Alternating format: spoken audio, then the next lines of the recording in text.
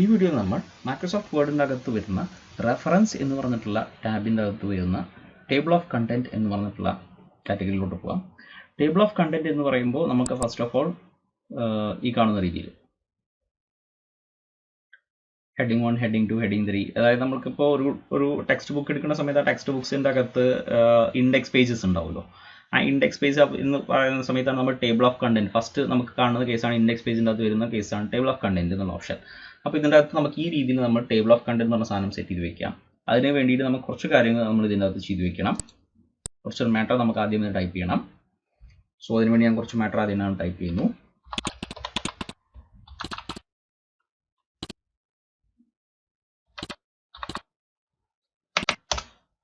Okay, ഇനി ഇതിന് ആവശ്യമായിട്ടുള്ള കുറച്ച് ഹെഡിങ്സ് കൂടി ഞാൻ വെക്കുന്നു. നമ്മളിപ്പോൾ ഇത് ഹൈപ്പർ ലിങ്ക് ചെയ്യാൻ വേണ്ടിയിട്ട് കഴിഞ്ഞ വീഡിയോൻ്റെ അത് നമ്മൾ പറഞ്ഞ ഹൈപ്പർ ലിങ്ക് ചെയ്യാൻ വേണ്ടിയിട്ട് യൂസ് ചെയ്യുന്ന മെത്തേഡ് പോലെ തന്നെയാണ് ഇതും വെക്കുക.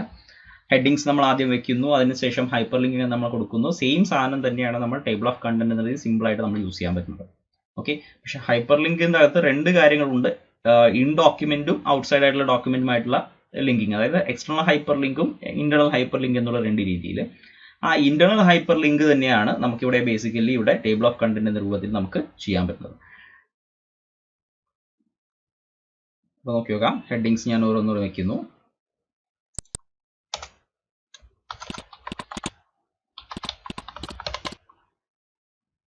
Introduction,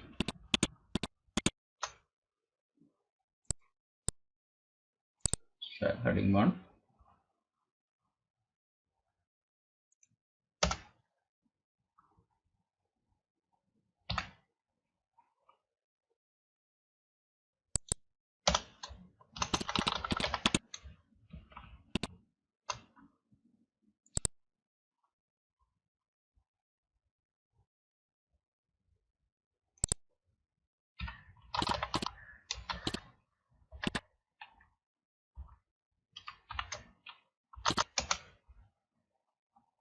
okay.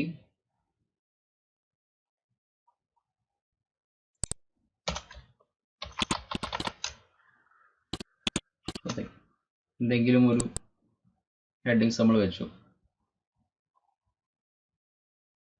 This is the last one.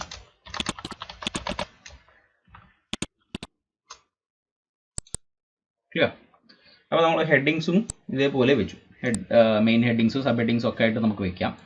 So ഇനി നമുക്ക് വേണ്ടത് എന്താണെന്ന് വെച്ചാൽ ഈ ഭാഗത്ത് ഫസ്റ്റ് പേജിലാണല്ലോ നമുക്ക് വരിക. സോ ഞാൻ കുറച്ച് ഈ ഒരു സ്പേസിൻ്റെ അകത്ത് ടേബിൾ ഓഫ് കണ്ടന്റ് ക്രിയേറ്റ് ചെയ്യാൻ പോവുകയാണ്.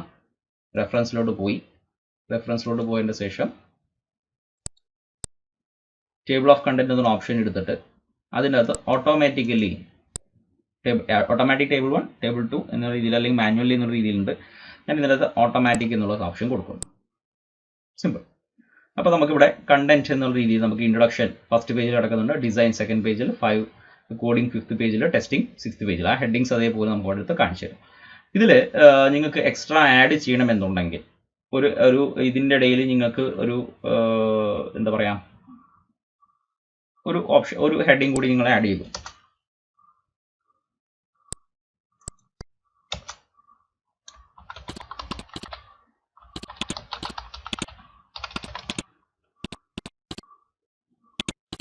ഓക്കെ, ഒരു ഹെഡിങ് കൂടി നിങ്ങൾ ആഡ് ചെയ്തു.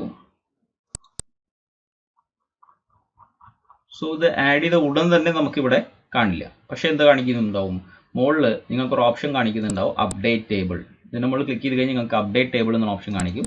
അപ്ഡേറ്റ് ചെയ്യുന്ന സമയത്ത് update page number only entire table. അപ്പോൾ മൊത്തം പേജ് നമ്പർ മാത്രമല്ല, കാരണം പേജ് നമ്പർ എന്താ ഉദ്ദേശിക്കുന്നത് വെച്ചാൽ നമ്മൾ ബൈ ചാൻസ് കണ്ടന്റിൽ എന്തെങ്കിലും ചിത്രങ്ങളോ അല്ലെങ്കിൽ ടേബിളോ എന്തെങ്കിലും ഇതിൻ്റെ ഇടയിൽ ആഡ് ചെയ്തിട്ടുണ്ടെങ്കിൽ, ചേർത്തിട്ടുണ്ടെങ്കിൽ നമുക്ക് എന്തായിരിക്കും ആ സ്പേസ് മാറുമല്ലോ, ഈ ഹെഡിങ്സ് എന്നുള്ള പൊസിഷൻ മാറും. അതായത് ഫസ്റ്റ് പേജ് ഇപ്പോൾ ഫോർ എക്സാമ്പിൾ ഡിസൈൻ സെക്കൻഡ് പേജിലുണ്ട്, പക്ഷേ ഇൻട്രൊഡക്ഷൻ കഴിഞ്ഞതിൻ്റെ ശേഷം ഞാൻ കുറച്ച് എന്തെങ്കിലും പിക്ചേഴ്സോ അല്ലെങ്കിൽ വേറെ കുറച്ച് കണ്ടന്റ് കൂടി ആഡ് ചെയ്തിട്ടുണ്ടെങ്കിൽ, ടൈപ്പ് ചെയ്തിട്ടുണ്ടെങ്കിൽ, അപ്പോൾ എനിക്ക് ഡിസൈൻ പറഞ്ഞ സാധനം സെക്കൻഡ് പേജിൽ ഉണ്ടാവണമെന്നില്ല, അത് നേരെ തേർഡ് പേജിലോ ഫോർത്ത് പേജിലേക്ക് വരാം. സോ അങ്ങനെ വരുന്ന സമയത്ത് നമ്മൾ വേറെ ഹെഡിങ്സും കാര്യങ്ങളും കണ്ടന്റൊന്നും മാറ്റിയിട്ടില്ല, പേജ് നമ്പേഴ്സ് മാത്രം വ്യത്യാസം വന്നിട്ടുണ്ടെങ്കിൽ നമുക്ക് എന്ത് ചെയ്താൽ മതി, അപ്ഡേറ്റ് പേജ് നമ്പേഴ്സ് എന്നുള്ള ഓൺലി പറഞ്ഞ സാധനം സെലക്ട് ചെയ്യാം. പക്ഷേ അപ്ഡേറ്റ് എൻറ്റയർ ടേബിൾ കാരണം കൊടുക്കുകയാണെന്നുണ്ടെങ്കിൽ എന്തെല്ലാം മാറ്റങ്ങളാണോ അതിൻ്റെ അകത്ത് വരുന്നത് അത് കംപ്ലീറ്റ് നമുക്ക് എടുത്ത് കാണിച്ചു തരും. സോ ഇപ്പോൾ ഇംപ്ലിമെന്റേഷൻ തേർഡ് പേജിൻ്റെ അകത്ത് ഇംപ്ലിമെന്റേഷൻ എന്ന ഓപ്ഷൻ കൂടി ഇതിൻ്റെ അകത്ത് ആഡ് ആയി. ഇനി വേറൊരു പ്രത്യേകത എന്ന് വെച്ചാൽ നമ്മൾ ഹൈപ്പർ ലിങ്ക് ചെയ്ത പോലെ തന്നെ ഇവിടെ കൺട്രോൾ പ്രസ് ചെയ്യുകയാണെങ്കിൽ നേരെ ആ ഹെഡിങ് ഏതാണോ കൊടുത്തത് ആ ഹെഡിങ്ങിലോട്ട് നമുക്ക് മൂവ് ചെയ്യുകയും ചെയ്യും. ഹൈപ്പർ ലിങ്കിനെ പോലെ തന്നെയാണ്. ഇന്റർണൽ ഹൈപ്പർ ലിങ്ക് നമ്മൾ എന്താണോ ചെയ്തത് സെയിം മെത്തേഡ് തന്നെയാണ് ടേബിൾ ഓഫ് കണ്ടന്റ് ഉദ്ദേശിക്കുന്നത്. ഓക്കെ, ഇത് പൊതുവേ നമ്മൾ യൂസ് ചെയ്യുന്നത് ഇ ബുക്സ്, സോഫ്റ്റ് കോപ്പീൻ്റെ പർപ്പസ് ആണെങ്കിൽ ഇ ബുക്സിലൊക്കെയാണ് നമുക്ക് ഈ കാര്യങ്ങൾ വളരെ നമുക്ക് യൂസ്ഫുൾ ആവുക. നമ്മൾ ഇന്റർണൽ ഹൈപ്പർ ലിങ്ക് പറയുന്ന സമയത്ത് പറഞ്ഞ കാര്യം തന്നെയാണ്. ഒപ്പം തന്നെ നമുക്ക് പ്രിന്റ് എടുക്കുകയാണെന്നുണ്ടെങ്കിൽ ഈ പേജ് നമ്പറിന്റെ ബേസ് ചെയ്തിട്ട് നമ്മൾ ഫസ്റ്റ് പേജ് ഇൻഡെക്സ് പേജ് ആയിട്ട് എല്ലാ ടെക്സ്റ്റ് ബുക്കിലായാലും എല്ലാ ബുക്സുകളിലും നമ്മൾ കാണുന്ന പോലെ തന്നെ ഉള്ള കേസസ് ആയിട്ട് ക്രിയേറ്റ് ചെയ്യുന്ന സാധിക്കുകയും ചെയ്യും. സോ ഇതാണ് നമുക്ക് റെഫറൻസിന്റെ അകത്ത് വരുന്ന ടേബിൾ ഓഫ് കണ്ടന്റ്. അപ്പോൾ അതിനകത്ത് ടെക്സ്റ്റ് ആഡ് ചെയ്യണമെങ്കിൽ നിങ്ങൾക്ക് ഇവിടുന്നും ടെക്സ്റ്റ് ആഡ് ചെയ്യാം. അതേപോലെ തന്നെ അപ്ഡേറ്റ് ടേബിൾ അപ്ഡേറ്റ് ചെയ്യണമെങ്കിൽ അപ്ഡേറ്റും ചെയ്യാം. ഓക്കെ,